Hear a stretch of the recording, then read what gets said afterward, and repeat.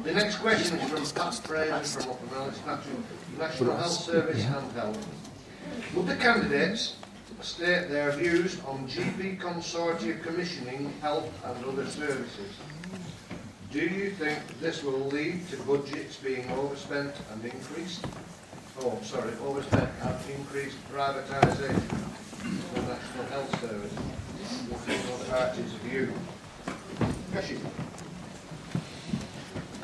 The GP consortia commissioning programme is really a continuation of something that's been happening in the National Health Service for about 20 years. One of the biggest complaints one always used to hear about, and the way money was spent in the National Health Service, was centralisation. And so over the years we've seen a movement from Whitehall in London making decisions to that decision being delegated down to a regional level, and then from the regional level to PCT level.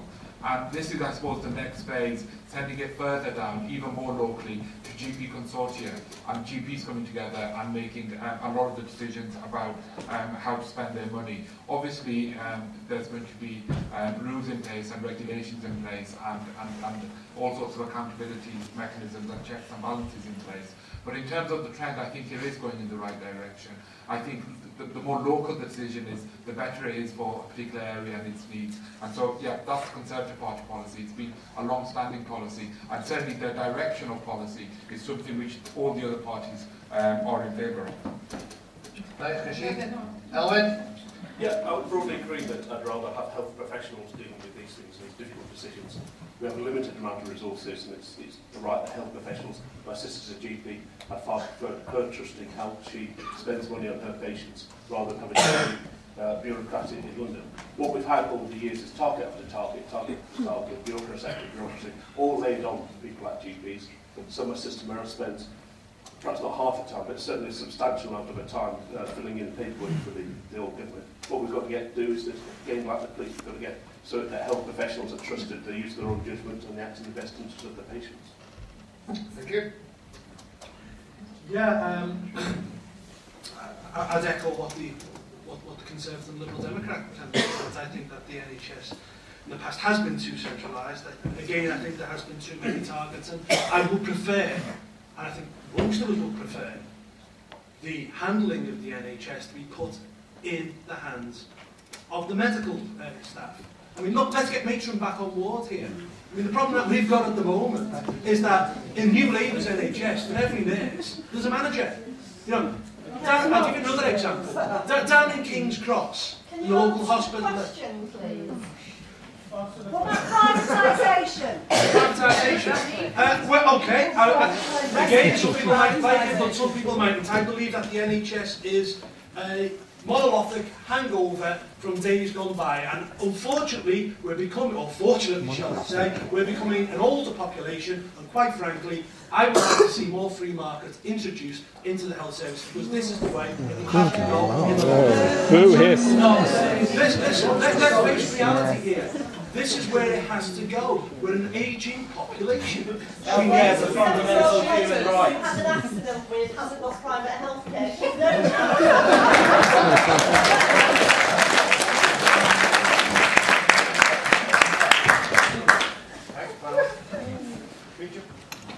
Look, I mean, I think the specific question was about the GP fund holding, and as I understand it, most GPs, and certainly their representative body, the GP practitioners within the BMA, are virulently against the proposals. And the woman who is the chair of that committee, of that organisation, actually said that she thought it was the end of the NHS as we know it. And generally speaking, I think most people here, from the sound of the applause previously, are in favour of a continued to have a publicly funded national health service with provision according to need, and we don't want privatisation. No.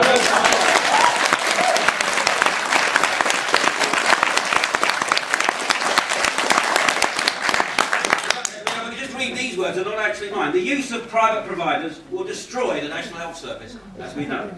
I believe passionately in the NHS. It is not just about how we provide healthcare, it reflects and represents the values of our society.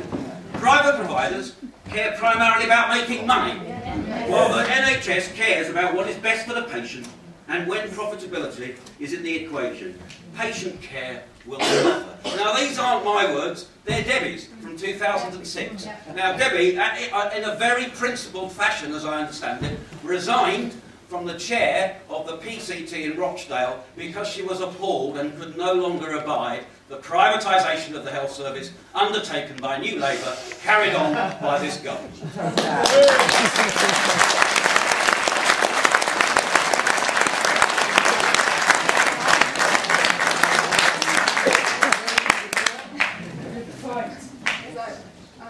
Those words, and at the time it's absolutely the right thing to do. Well, first of all, absolutely, the NHS, having worked in that magnificent organisation, not a monolithic organisation as Paul seems to think, in terms of it represents the best of our society, and I'm absolutely committed to it. In terms of the reorganisation that we are seeing now, as we've already heard, the BMA doesn't want it, most GPs don't want it, they don't consider themselves to be businessmen, and it's going to cost £3 billion. It was something, again, another broken promise that this government, both Nick Clegg, David Cameron said, no, we will not be reorganising the NHS, and guess what's happened? That's been happening. I'm back working in the NHS at the moment, and I can see what's going on, the absolute despair, the poor morale.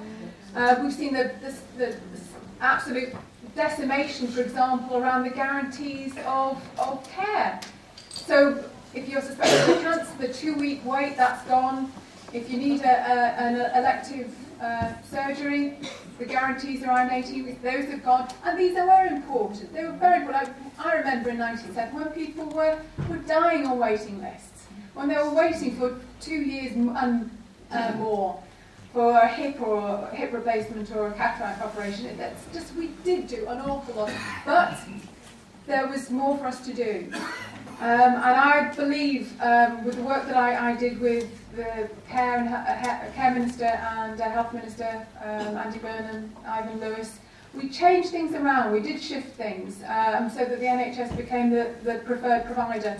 And that's why I'm putting myself forward here. And absolutely, the NHS and other public services are so important that we protect them and make sure that everybody in society gets a fair deal from them. So accountability, that's another thing that's under threat around these arrangements. So, but Debbie, your policy, and this is important, before the election and after the election is, you would cut the NHS budget to deal with the deficit problem. Whereas we're the only party who said we'll ring-fence the NHS budget and have them. Well, first of all, there's real cuts going on. No, it's not being ring-fenced. I'm working it, Kashif. I know exactly what's going on.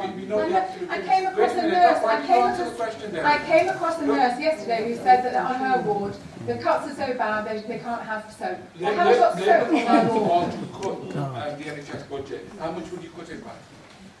We made it absolutely clear that in the same way around police, where there are inefficiencies, that we would make sure that those are tightened.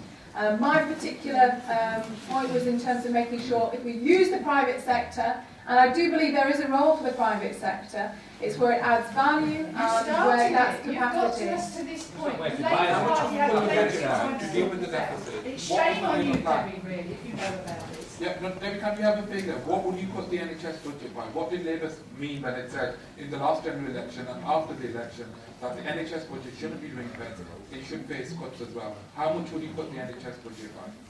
We didn't say that we would cut it by a specific kind of... No, you don't say. But this is the problem. We're all passionate about the NHS, but you're not saying what you would cut it by. What we did say was that in terms of increasing, for example, national insurance contribution, to make sure that we did protect the NHS. No, that was one of the guarantees. So there would be no cuts if we'd had Labour?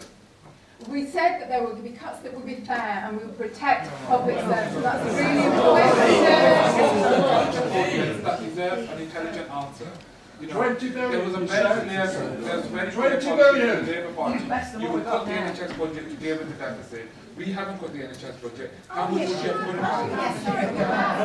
I'm working it, so I know exactly what's going on. And it is those of us who work in it know you've cut it. You're living in a different world. How do you say that there are cuts? I'm working the NHS. I'm experiencing those cuts. You don't know what your party's policy is. Your party's policy is not working the NHS. You don't know what would have been.